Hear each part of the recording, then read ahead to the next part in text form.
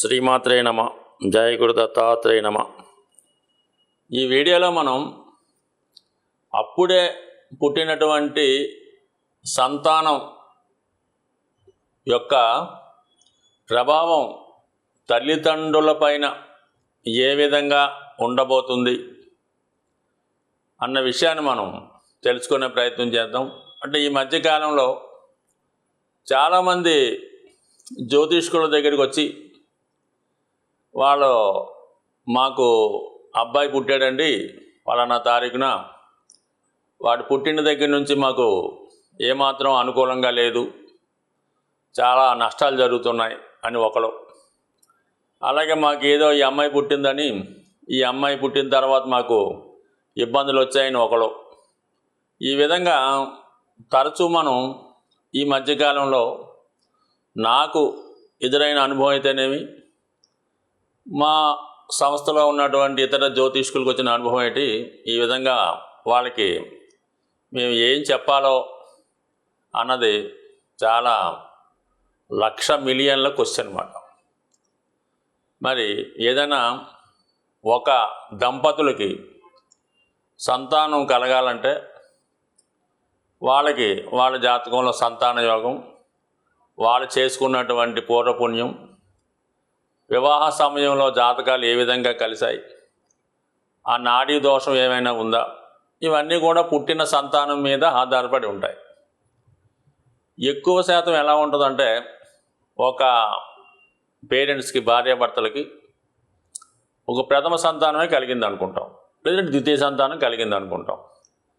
ఆ సంతానం యొక్క మొదటి 4 సంవత్సరాలు, అంటే అబ్బాయి పుట్టిన దగ్గర నుంచి 4వ సంవత్సరం వరకు మరి ఈ పిల్లవాడి యొక్క జాతకం అంతా కూడా వాళ్ళ తల్లిగారి యొక్క జాతకం బట్టి ఆధారపడి ఉంటుంది.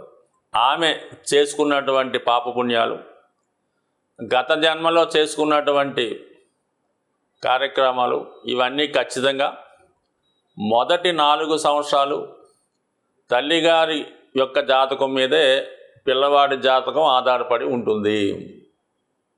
దాని తర్వాత 4వ సంవత్సరం నుంచి 8వ సంవత్సరం వరకు కూడా తండ్రి గారి యొక్క పాపపుణ్యాల మీద, అతని యొక్క అదృష్టం మీద లేదంటే దురదృష్టం మీద, గత జన్మలో చేసుకున్నవి 100% కూడా గత జన్మ పాపపుణ్యాలు జాతకుడి మీద, జాతకుడు సంతానం మీద ఆధారపడి ఉంటాయి. అందువల్ల 8వ సంవత్సరం దాకా కూడా ఈ పిల్లవాడు యొక్క జాతకం మొత్తం తల్లిదండ్రుల మీద ఆధారపడి ఉంటుంది. దాని తర్వాత 8వ సంవత్సరం నుంచి 12వ సంవత్సరం వరకు కూడా ఎవరైతే పుట్టాడో ఆ జాతకుడు లేదంటే జాతకురాల యొక్క భవిష్యత్తు అంతా కూడా గత జన్మలో జాతకుడు చేసుకున్నటువంటి పాపపుణ్యాల మీద, అతని యొక్క ప్రారబ్ధ సంచిత కర్మల మీద ఆధారపడి ఉంటుంది తప్ప ఎప్పుడూ కూడా ఎవరికి కూడా సంతానం కలిగిన తర్వాత తల్లిదండ్రులకి బాగోదు అని చెప్పడం అన్నది కరెక్ట్ కాదు. అయితే ముఖ్యంగా తండ్రి గారి యొక్క, అంటే ఎక్కువగా ఏంటంటే ఈ మన హిందూ ధర్మం ప్రకారం భార్య ఏదైనా ఉద్యోగం చేసినా, హౌస్ వైఫ్గా ఉన్నా తండ్రి గారే కర్తగా ఆ కుటుంబాన్ని పోషించడంలో ప్రధాన పాత్ర వహిస్తుంటాడు. కాబట్టి మరి అతని యొక్క ఫెయిల్యూర్సో, అతని యొక్క ఇబ్బందులు పుట్టిన సంతానం మీదకి తోసివేయడం జరుగుతూ ఉంటుంది. సో అది ఎప్పుడు కరెక్ట్ కాదు. అలాగే స్త్రీలు కూడా కొంతవరకు ఈ పిల్లల మీద నెపాన్ని తోసివేయడం కూడా ఎట్టి పరిస్థితిలో కరెక్ట్ కాదు. అయితే పిల్లవాడు పుట్టినప్పుడు వారి యొక్క జన్మజాతక ప్రకారం ఏంటంటే కొన్ని బాలారిష్టాలు ఏవి ఉంటాయి, అవి ఆరోగ్యపరమైనవి కాబట్టి వాటి కొరకు పరిహారాలు చేయడం జరుగుతూ ఉంటుంది.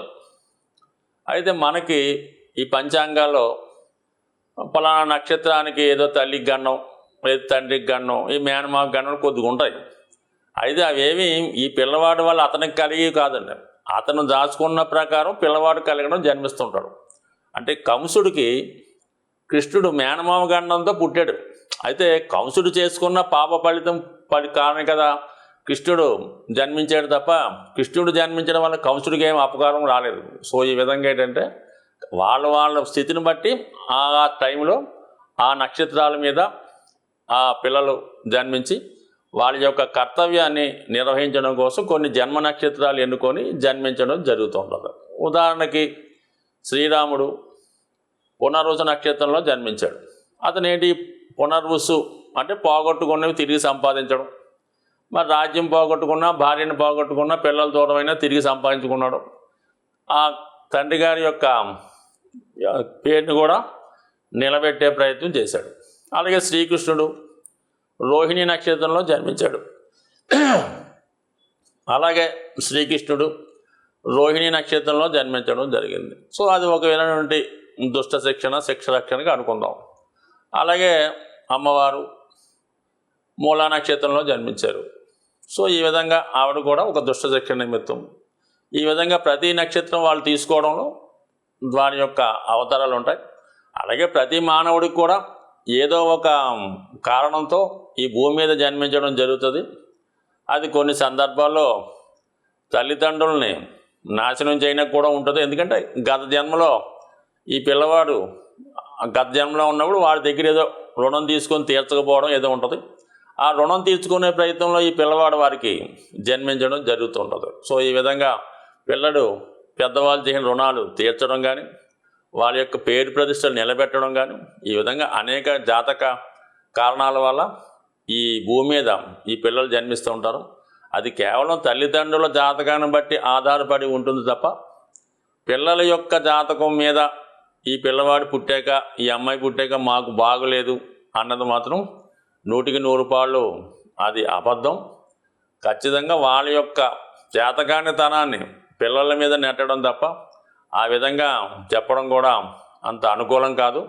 ఈ విధంగా మీరు పుట్టిన సంతానం మీద నెపం వేయడం వల్ల అంటే మీకు ఒక పెద్ద దోషం మీ జాతకంలో ఏర్పడి వచ్చే జన్మలో సంతానం లేకుండా పుట్టే అవకాశం ఉంటుంది. కాబట్టి ఈ విధంగా కాకుండా మీ యొక్క స్థితి ఏ విధంగా ఉంది, మీ జాతకంలో ఏ విధమైన భావాలు ఉన్నాయి. కొంతమంది జాతకంలో పంచమంలో శుభగ్రహాలు ఉన్నప్పుడు సంతానం కలిగిన తర్వాత వాళ్ళకి కలిసి వస్తుంటుంది. కొంతమంది జాతకంలో పంచమంలో పాపగ్రహాలు ఉంటాయి. ఖచ్చితంగా వాళ్ళ జాతకంలో సంతానం కలిగిన తర్వాత కొన్ని ఇబ్బందులు వాళ్ళ జాతకంలో వస్తాయి. కేవలం సంతానం కలిగిన తర్వాతే ఇబ్బందులు వచ్చాయి అనుకోవడం అన్నది అది కేవలం అపోహ, భ్రమ మాత్రమే తప్ప వాస్తవం కాదు. కాబట్టి ఈ వాస్తవాన్ని అందరూ గమనించి దయచేసి పిల్లల మీద ఇటువంటి అభాండాలు వేయవద్దు.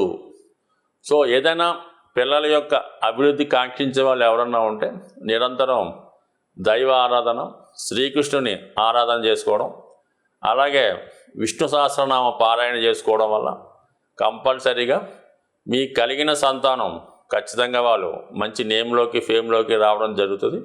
అది మీ యొక్క జాతక చక్రం ప్రకారం, మీ యొక్క నవాంశ చక్ర ప్రకారం అదృష్టం, అలాగే సప్తాంశ చక్ర ప్రకారం మీ యొక్క సంతానం యొక్క అభివృద్ధి ఉంటుంది. కాబట్టి సప్తాంశ చక్రం చాలా బలంగా ఉండి గ్రహాలు ఉచ్చులో ఉంటాయి, పిల్లలు ఖచ్చితంగా జీవితంలో పైకి వస్తారు.